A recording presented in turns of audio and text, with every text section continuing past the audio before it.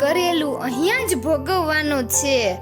જો તમે કોઈને ખોટા હેરાન કરશો તો તેનાથી 3 ગણું તમારે ભોગવવાનું પણ અહીંયા જ થશે. એ નક્કી જ છે. કર્મ અને કુદરત કોઈને છોડતું નથી. અભિમાન આવી ગયું હોય તો સમજી વિચારીને પોતે જ ઉતારી લેવું, કારણ કે જો ભગવાન ઉતારવા બેઠો તો બહુ મોટી તકલીફ થઈ શકે છે. દુનિયામાં મનુષ્ય જ એક એવું પ્રાણી છે જેનું ઝેર એના દાંતમાં નહીં પણ શબ્દોમાં હોય છે. તેથી સમજદારી પૂર્વક શબ્દોનો ઉપયોગ કરવો, કોઈની લાગણીઓને ઠેસ ન પહોંચે એવા શબ્દોનો ઉપયોગ કરવો, કારણ કે મહાભારત આપણી અંદર જ છુપાયેલું છે. જીવનમાં તમારા કામથી તમારો વટ પાડો સાહેબ, બાકી અભિમાન કરી વટ પાડવા વાળા તો ઘણા છે. નસીબથી મળેલી સંપત્તિનો આનંદ 7 પેઢી ભોગવે છે અને કોઈની પાસેથી પડાવેલી સંપત્તિનું દુઃખ પણ 7 પેઢી ભોગવે છે. માટે કર્મ કરવામાં ધ્યાન રાખવું. જેવું વાવીશું તેવું જ લણીશું. ધર્મ અને કર્મ એક સિક્કાની 2 બાજુઓ છે. ધર્મ ભલે અલગ અલગ હોય પણ કર્મ સારા કરવા, કારણ કે ઉપરવાળો ધર્મનો નહીં કર્મનો હિસાબ માંગશે. ત્યારે ખબર પડશે માનવ થઈને માનવી ન થઈ શક્યો. ભગવાન ક્યારેય આપણને સજા નથી આપતા, બસ આપણે કરેલા કર્મો જ આપણને સજા આપે છે. ભગવાનને પણ પોતાના કર્મોનું ફળ ભોગવવું પડ્યું હતું, માટે કર્મ હંમેશા સમજી વિચારીને કરવા. ભગવાન શ્રી કૃષ્ણએ કહ્યું છે કે મૌન સારું છે, પણ તમને અન્યાય થતો હોય ત્યારે નહીં. કંસ સાથે સંબંધની શરમ રાખી હોત તો કૃષ્ણ ભગવાન ક્યારેય તેને મારી ન શકત.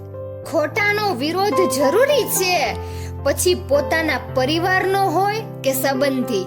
તમારા અમુક સંબંધ ભગવાન એટલા માટે બગાડે છે કે તમારી આખી જિંદગી ના બગડે.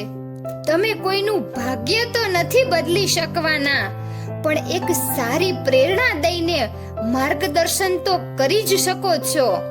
જીવનમાં જો ક્યારેય મોકો મળે તો કોઈના સારથી બનજો, સ્વાર્થી નહીં.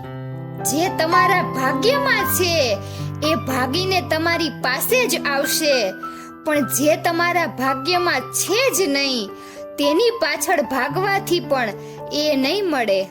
ધીરજ એક એવી સવારી છે જે તેના પર બેઠેલા માનવીને ક્યારેય નીચે પડવા દેતી નથી, ના કોઈના પગમાં કે ના કોઈની નજરમાં. કાલની ચિંતા ના કરશો. જે ભગવાને તમને આજે સાચવી લીધા છે એ કાલે પણ સાચવી જ લેશે. છળ, કપટ અને દગો કરનારા માણસના વેશમાં રહેલા રાવણોએ એટલું યાદ રાખવું કે વહેલા કે મોડા જીત તો સત્યની જ થાય છે. અને આજે પણ વિભીષણ સત્યની પડખે આવીને ઊભો રહે છે. ચંદનના વૃક્ષ પર રહેલો સાપ કદાપી ઝેર આંકવાનું ભૂલતો નથી. એવી જ રીતે કપટી માણસ ભલે સજ્જનોની સાથે રહે પણ એ કદાપી છળ કપટ કરવાનું ભૂલતો નથી. કોઈકને નાની ભૂલથી ઉતારી પાડવા તે તમારા અહંકારનું પ્રદર્શન છે, પરંતુ તેને સાચો માર્ગ બતાવવો એ તમારા સંસ્કારનું દર્શન છે. 5 આંગળીઓ સરખી નથી હોતી, પરંતુ સત્ય એ છે કે ખાવાના સમયે બધી જ એક સરખી થઈ જાય છે. સમજાય તેને વંદન. મિત્રો, જો તમને મારો આ વિડીયો પસંદ આવ્યો હોય તો વિડીયોને લાઈક અને શેર કરજો અને અમારી ચેનલને સબસ્ક્રાઇબ કરજો. વિડીયો અંત સુધી જોવા બદલ ખૂબ ખૂબ આભાર.